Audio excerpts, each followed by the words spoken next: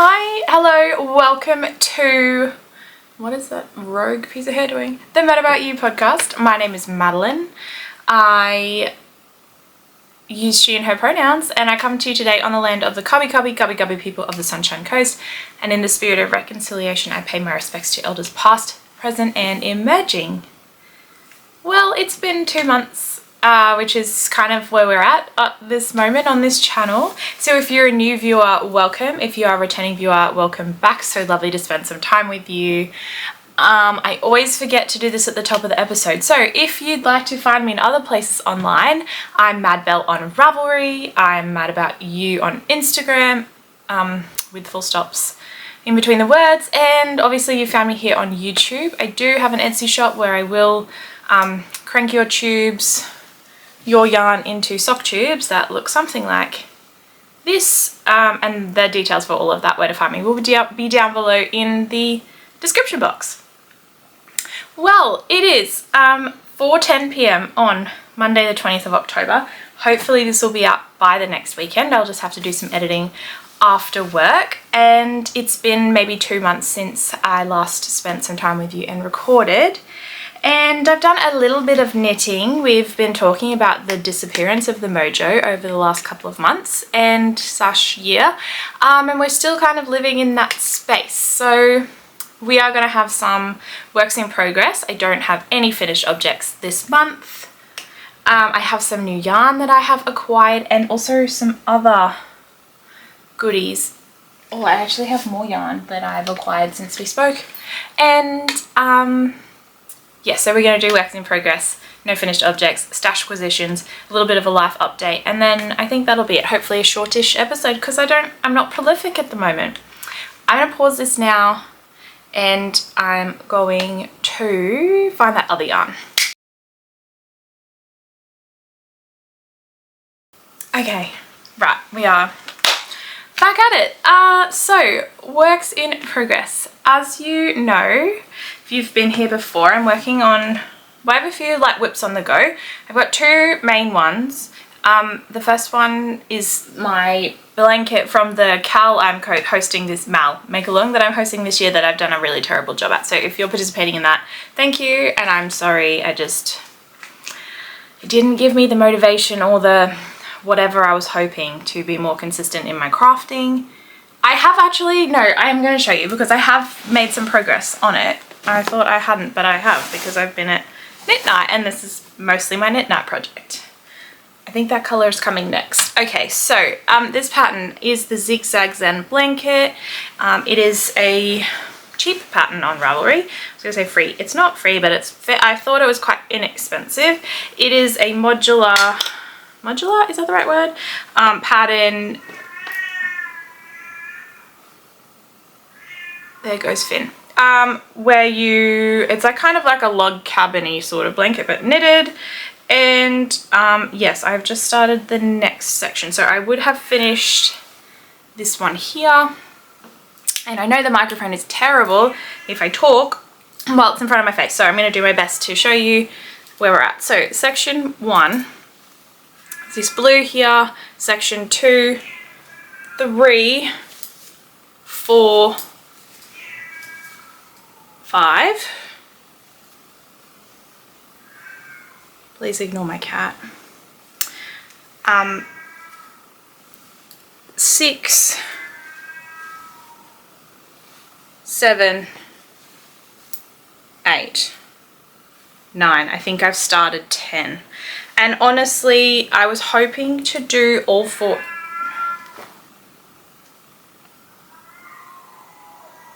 Finn! Okay, let's get back to it. All right, so oh no, now I've made that crooked. Anyway, let's just move on. Yeah, I think I'm on to the next section. It could be my last section. I think this is the first place where she says you could stop in the pattern, like it's a decent enough size blanket, which could be true. The other thing is I can just keep persevering on the project, which is obviously very sensible as well. So let's 1, 2, 3, 4, 5, 6, 7, 8, 9. Yeah, starting section 10 now. So I definitely will finish that. I have I have really beautiful colours coming up. It's just I haven't had the... Well, it's not very portable now. It literally gets knit on once a month at knit night, but I've got some beautiful colours coming up. I think we were going to go for the greens next, and then we will get into the pinks, and then we'll see how we go. I am marling my contrast colours now because I have 20 gram-ish minis that I had from a friend vent swap I did in 2022. So that's that first work in progress. It has had only the most minor amount of progress. Now that bag I'm using was a bag from my friend Dachshund Studios. Paula is in America. Actually, I think she's splitting her time between America and somewhere in Mexico at the moment. And she made it for me back in 2020. She was a fibre share partner and we've just stayed in contact. She's a lovely woman. All right, next, Soldotna Crop. We are making progress. I'm really happy about it. I have, this is the, just two of the contrast colors. This is a Undercover Otter Singular, so like not great because it's a single skein, like single ply. And this is a Madeleine Tosh, super sturdy workhorse yarn. So I've been using those. And I'm in the stockinette of the body. I reckon I tried it on again on Sunday morning with my try-on cables I got from Ash and Eve Designs. And I think I want to knit maybe another 2 inches. Now, I was vlogging this, the saga of this jumper, and then I kind of forgot that I had started doing that. I have knit this once before. We've talked about it many times. I won't go into all of the details. But I knit the short rows wrong, or like when I split for the sleeves, I put them in the wrong spot. Anyway, it was too tight. I was like, I refused to be a size large, but I probably would have been a large, definitely. I didn't buy enough yarn for the body and whatever. Anyway, I love the pattern. It has required some hacking, but I've reknit it. So let me show you. I think we're at, yeah, good. This is the back. Sorry, this is the front. It's facing you the right way now. So the modifications that I've made to this pattern is the I've extended this part here maybe like an inch. When I made it last time, it sat on my nipple line, and I wanted to wear it. I'm making this to wear to school. I'm a high school teacher and I don't need to draw any more attention to my boobs than like that naturally happens, and I just thought it looked kind of a bit weird. So anyway, if I stand up, you can see here my belly button is there, and not accounting, yeah, okay, so I probably got like a bit to here, and then I actually probably, yeah, I think about this much extra, so that's probably closer to 3 inches, and then it actually just gets like a 2x2 rib on the bottom, which I think will be quite nice to finish it off. I chose not to do the fleece, they're called fleece, but like the flick section, which just required more like 3 color work basically, and I just went, you know what, I just need potato chippy in the round knitting. So that's what I am up to. Let's not lose any stitches, shall we, Madeleine? And I'm really, I can't say I'm enjoying it now because it's nearly done. And the funky bits are done. Now, I think last time we spoke, I was like, I know better than the pattern because this pattern has had some modifications. And I'm going to do a 2x2 rib in the neck ribbing because I thought I wanted it to be the same ribbing as the rest of the body. I also, when I cast this on, didn't do the neck straight away. I provisionally cast on, did the yoke pattern, like the charted color work, and then I've gone back in, undone the provisional cast on, put in my short rows, and then I did a 2x2 rib, and I swear to you, I hope I have a photo, I don't think I do, it came out like a bit of a funnel neck on the top, so I had to rip that back. And so I've done a 1x1 rib like the pattern says, and I think it, well, it just looks much better because obviously that's how it was supposed to be written. But I love the colours. I feel like they look really good on my skin. It will be quite oversized. I have not wet blocked this yet, but I have definitely, I've steam blocked it just to see the colour work bloom as well while I was just making a few decisions.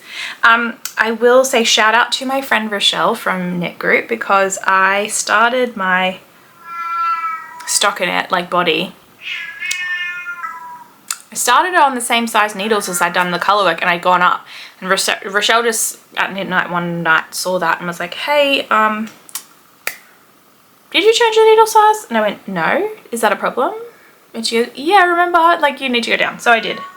And then I split for the sleeves. I don't know if I've shown you this. It looks a little bit funky because when I modified the pattern, so like that side underneath the underarm is blocky? I don't know. And then this one's a little bit less obvious, but to be honest, I don't care. And really, if someone's looking at my armpit and they have things to say, then that's on them, you know? Okay, so that is that one. Hopefully by the time I see you in 2 months' time, it will be done. Fingers crossed. I have one more work in progress that is an active whip. And I haven't shown you this in ages since I cast it on, but I went on holidays to South Korea and Japan. My cousin and my sister last school holiday, so kind of like September 21, I think, 21st of September to the 6th of October. I needed a project. I messaged my knitting group. We're like, oh, usually take a travel sock. I'm not really feeling socks. What do you reckon? I've got my Plumpy on the needles, and a few people were like, yeah, definitely take a sock. And someone said, take your Plumpy. And I was just like, you know what? It's not getting any love any other time. So I set myself a little goal and I almost achieved it. So it's all black and white. So this is the Plumpy Shawl. I'll remember if I'll put a color in. And it is a Andrea Mowry Drearenee knits pattern. It's written for sport weight or DK. Use 3 skeins of sport weight, 4 skeins of DK. I'm using fingering weight because I want to make things a little bit different for myself or difficult for myself. And I'm using 3 colours of Madeleine Tosh, not at all, 3 colours of La BBMAL yarn that I bought in Paris in 2019. Now this was going to be another Andrea Mowry shawl, the Wildwood shawl, but then that didn't happen, and then we had earlier this year I was craving some brioche, and so I cast this on. So I've just finished section 3, I want to say. 1, 2, 3, section 4. And so it's a 3, I'm doing the 3 colored version. I think, is that the front? Yeah. All right, so this is the right side. We'll start from the beginning, shall we? So this dark color here, honestly can't remember what it's called. It's in my pattern book, but that's somewhere else. So it's this beautiful like navy blue color. This one I do know the color of. It's called Madeleine or Madeleine, and I bought it because I like the color, and it's also my name, so that's cute. And then this gray color is, don't remember either, but it's a cool gray. So I've made a few mistakes in the first couple of sections. I think I wrote about them in my Ravelry page. But essentially, when I left for Japan, I was up to about here. And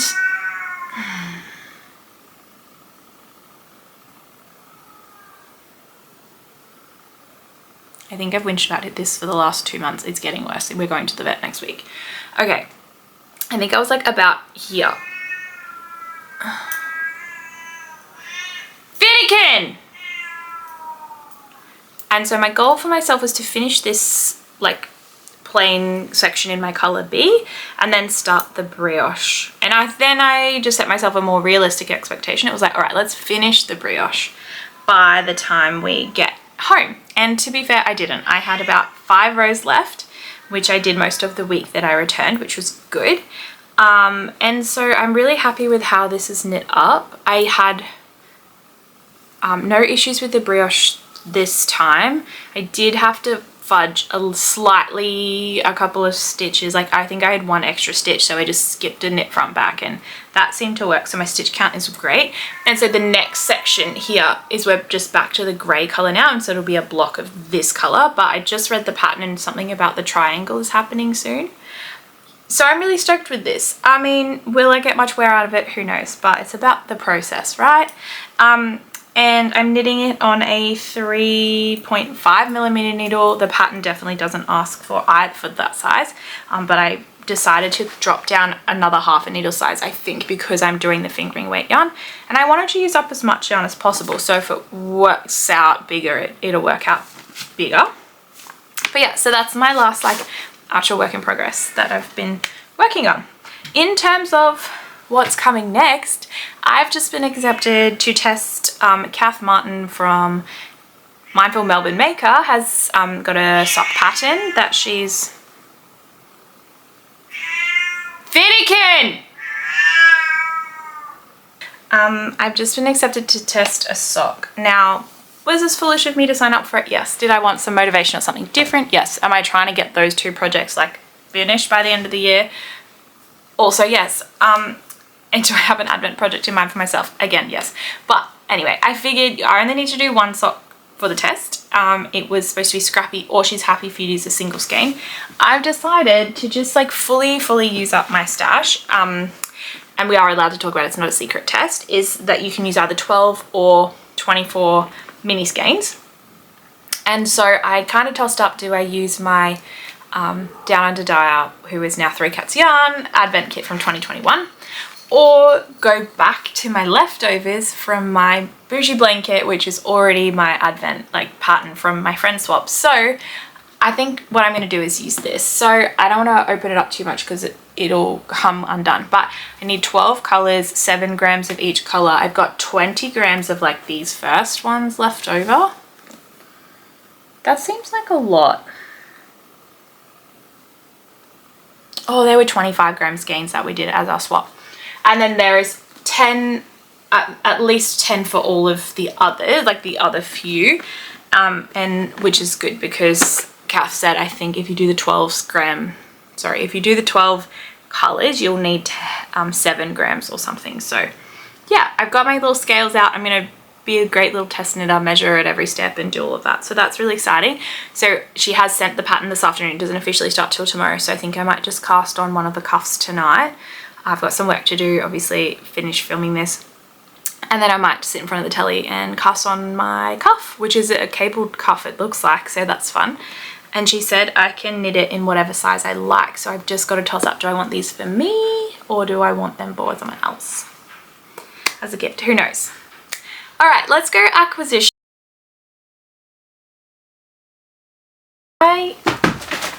Let's go in order of receiving / getting. Okay, so back before Bendigo, so July, was it the July holidays? Why did I have a day off? Melbourne show. Yeah, anyway, it was, who knows.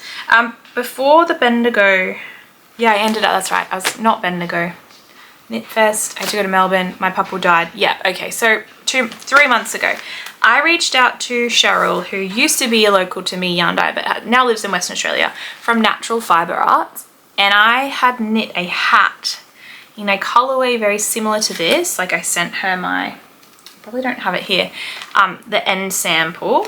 And I asked, basically I requested a custom dye, like a sweater's quantity. And she said that that was fine, obviously. And so I then saw her because she'd come to the coast for Knit Fest, which was happening in July, and I gave her that. So she did have the dye recipe, and so this colorway is now called Chameleon. It wasn't, the original wasn't called Chameleon. So I have 6 skeins of this yarn. It's looking a little bit blown out with the light because I've got sun natural light and an overhead light on. Look, to be honest, I was hoping it would be a little bit more brighter of a green, but I still think this color works well with my color. It's in my color palette. And I'm really excited. I want to make something cabled or with some sort of interesting design. I've been looking at patterns by Rebecca Clow of Cray Bayer. I've looked at, I've added a few patterns, I don't know off the top of my head, from my Ravelry that some people have knit. Ash from Smash Knits and I think Ali from Fiberbound have knit this jumper recently. That looks pretty good. So like that's all 6 here. I'm just keeping them safe in an IKEA bag for now. So that actually arrived after the things I'm going to show you, but to be fair, I ordered this like 3 months ago, and that has finally arrived. So that's super exciting. That might be like a over Christmas holidays cast on, when I probably should be knitting summer stuff. But also I kind of feel like if you don't knit the winter stuff in the summer, you can't wear it in the winter. And I want a vest, which I've got that Hoki Locatelli pattern, which looks hectic, and a few other things to make. All right, I also bought, I went to, and I vlogged it, I just haven't put the vlog together. Oh my God, I'm such a terrible YouTuber. There was another knitting festival or crafting festival in Redcliffe. Yeah, can't remember what it's called. It was in August, I think. My friend Carmen and I went together. We had a nice catch up, and I bought some goodies. So I bought 2 lots of yarn.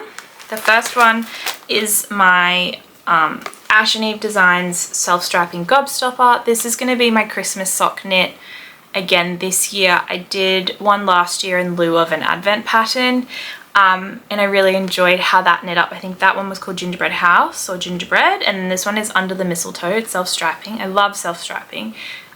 Susan is just is a wonderfully talented yarn dyer and makes just such stunning self-strapping yarn. I don't wear my hand knit socks very often, but I just at Christmas time kind of like the advent knitting part of it. So that was my first purchase. That was my definitive. And then I bought a sweaters quantity of a fingering weight sweater. And I have chosen a couple. I've also got a couple of patterns. I saw a lady while we were there and I asked her what it was. I think it's a Jennifer Steingass pattern. And anyway, I bought 3 skeins for the body and then this one as like a contrast. I want to do a color work yoke. Never knit myself a fingering weight jumper before because it takes me so long to do a 4-ply jumper. But I thought these together would be super lovely. I've got a few, and I mean I have a set from 3 Mums yarn from 2018 I still haven't knit with. So you know I'm an unreliable narrator in my knitting plans and life in general, actually, probably. But how cute are these? Maybe I would love to make this my you know, photo. Can I take a photo and record at the same time? No. Okay. Anyway, beautiful. Love it. I will love wearing it. I just need to decide what I'm making and actually make it. The sheer number of stitches required for a fingering weight jumper terrifies me. My other thought recently, actually Susan had like an Alpine Bloom, but it wasn't an Alpine Bloom. It was like another similar pattern, which she said would totally be doable with this as well. So I have saved that. That's in my Ravelry favorites. And the other thing is like the weather here is not great for long sleeves. So I'm doing my Soldotna Crop. I mean, that doesn't typically have long sleeves. I would like to do the Sippler at some point in time. That has a long sleeve and a short sleeve option. My climate here, like we're the 20th of October. It was 30 degrees today. It's gonna be 34 or 36 degrees on Thursday. We're not even in summer yet. And our winters are not that cold where I live. So I think I'm gonna go for just the short sleeve version. And I mean, I can finish it and then decide, like make a change. Be like, yes, I wanna put the sleeves on. So that's the yarn purchases I made at that festival. I also caught up with my friend Lisa from 11T1 Windmills and I bought myself some things there too. So firstly, yarn cutter.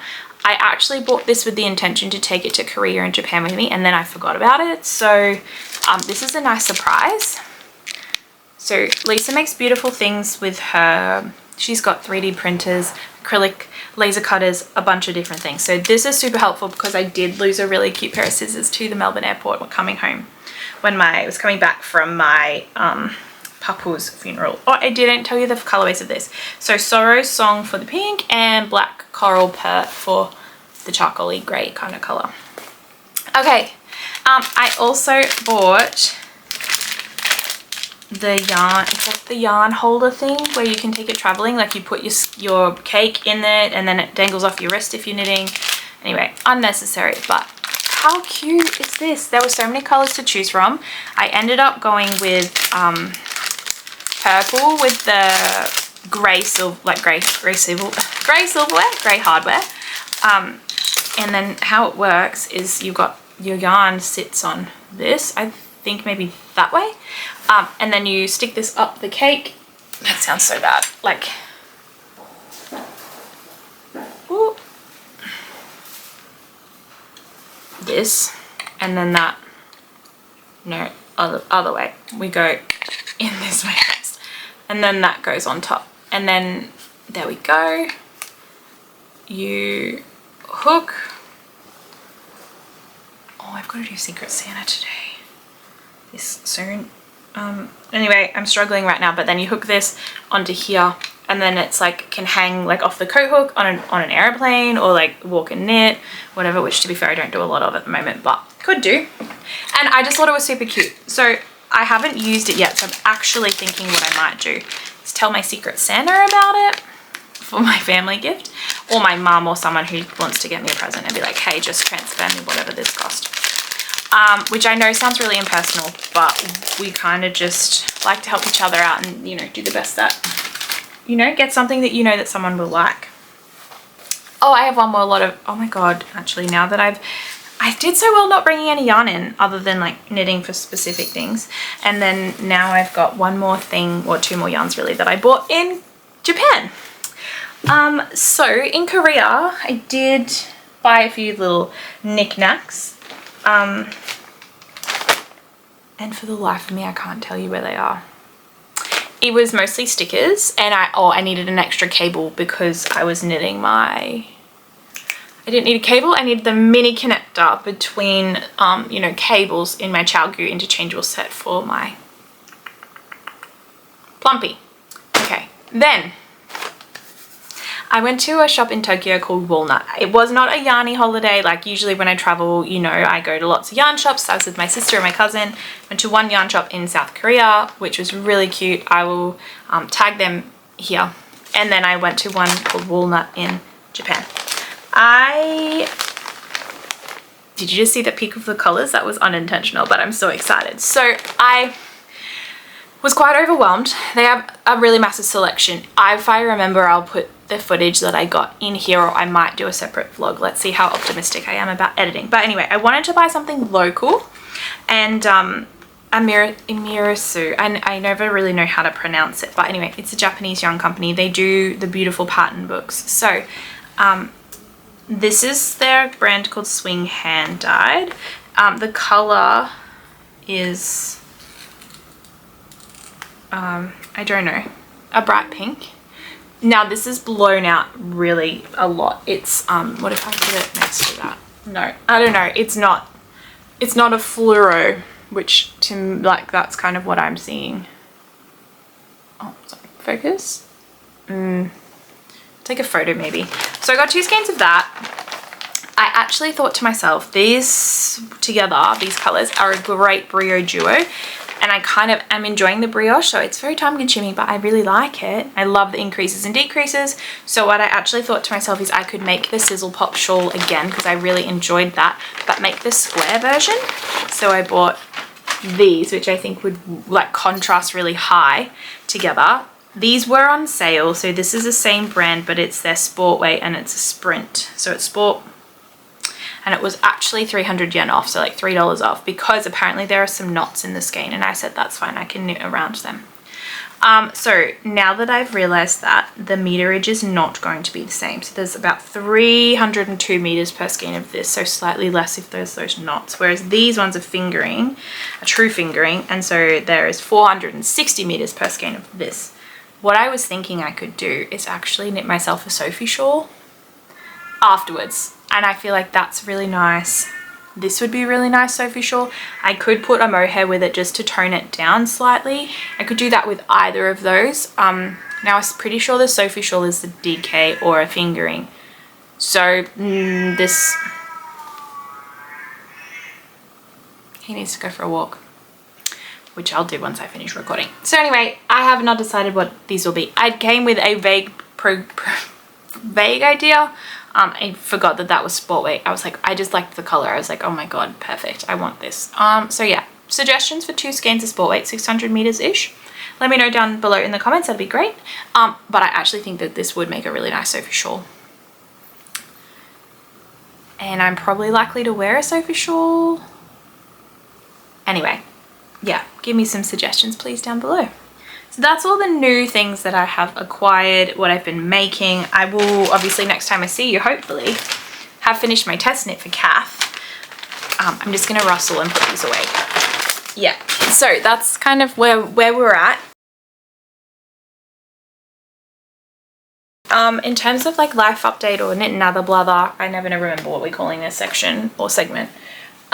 life is pretty good. I finished, I think last time I spoke I had said, oh, I've just been announced as like doing that acting head of department role, and so I did that. It went really well. I mean, there were some personality challenges, but I think that's pretty standard in most, oh my gosh, most schools or staff rooms, and it went well. My head of department is also going on leave again next year, and so I've put in my EOI today to do that job for next year too, so that's great. That's kind of it. I obviously went on holidays and had a fabulous time in South Korea with my sister and my cousin. My cousin in South Korea, my sister and my cousin in Japan. My favorite thing we did, well, there's two in South Korea. We went to the demilitarized zone between North and South Korea, and we also went to the National Museum of Democracy, which is reopened in the last couple of months, I think in June 2025. At the demilitarized zone, you can only get through in a registered tour. You have to provide all your details beforehand. We visited a bunch of different spots, like the peace memorial, where they're hoping for reunification of the two countries, where families often go to mourn the members of their family that they got separated from in 1953 when the ceasefire was signed, but the two countries are still at war. We went to the third infiltration tunnel, and that was probably the highlight of that. Well, actually no, the Dora Observatory. I can't talk today. It's been a full day of teaching and Dora Observatory is pretty awesome too. So at the third observation tunnel, essentially they're found for the North Koreans after the ceasefire agreement. Not a peace agreement, a ceasefire. They were still at war, and the North Koreans are like trying to find ways to invade the South. The UN actually dropped, so I probably should just like let's do a little history lesson. So North Korea, South Korea, they split it in half in 1953 at the end of the war, and then 2 kilometers either side of that line is the demilitarized zone. So there is like one small village that lives fairly close to on the South Korean side, and that's like there's no more than approximately 500 residents that live there. They're there in hope of reunification of the two countries. You can't get in between the two countries, like it's a closed society. I mean, you can get in through other countries if you're a tourist, but probably wouldn't recommend being a tourist in North Korea. Anyway, they dropped 2 million landmines in that 4 kilometer radius. So even if you do try and get yourself across that way to fetch from north to south, you will probably die from a landmine. So anyway, the North Koreans made some tunnels. The Vietnamese, I've been talking about the Vietnamese resistance and the Viet Cong recently, that's why I said Vietnamese. The South Koreans found out about the tunnels through a defector. They found out where some of the tunnels were, and at the third tunnel, what they did, it's called the infiltration tunnel, like they dug themselves a tunnel to meet on top of it. So like if the North Korean one's a couple of like kilometer down or whatever, actually not that far, a couple 100 meters down, like going this way, the South Koreans built their tunnel, but it goes like this. So it's on an 11-degree angle. It was like 350 meters walking to the bottom, and then like another 72 to like where the actual tunnel meets. It's all reinforced with steel now because it's a tourist attraction. You feel the temperature drop. Hey, like I think it's 75 meters down like below. But my cousin Grace and I did like the big long walk, and then you can see into the tunnel, which is like kind of anticlimactic by the time you've done that. And then we had to walk back. We got our steps in that day. And the funniest thing, I can't tell the story right, and it's kind of that you don't want to be a very tall person doing this tour. I'm 5'5.5", 5'6". My cousin's 5'4" or 5'5". So if we still had to crouch a little bit, and I probably talked about the Juuti tunnels in Vietnam being fairly similar. There was a very tall man, I think he was Canadian or maybe from like the Midwest, but not like, or not Midwest, like North, like you know, like Michigan. He didn't sound Minnesotan. Anyway, I thought he was Canadian because of like the ooh sound. Anyway, he's a tall man, and he basically, I don't know if they got to the end, but I don't think he did. He like basically rage quit and was like, Karen, his wife, this poor lady, name was Karen. He was like, Karen, I'm done. Go on without me. Karen over the couple of minutes that we witnessed this interaction, like we're quite far behind him. He's like, peace out, I'm done, I'm leaving, I'm getting back up the top. And so my cousin and I like catch up to him, and then eventually we get around him. But he's like, said to Karen, just go on without me, like I'll get you eventually. Karen, I can't do this, I'm too tall, what even is the point of being here? Why do we even want to see what's at the other side? And then like we'd hear this noise because we've all got hard hats on and there's steel beams.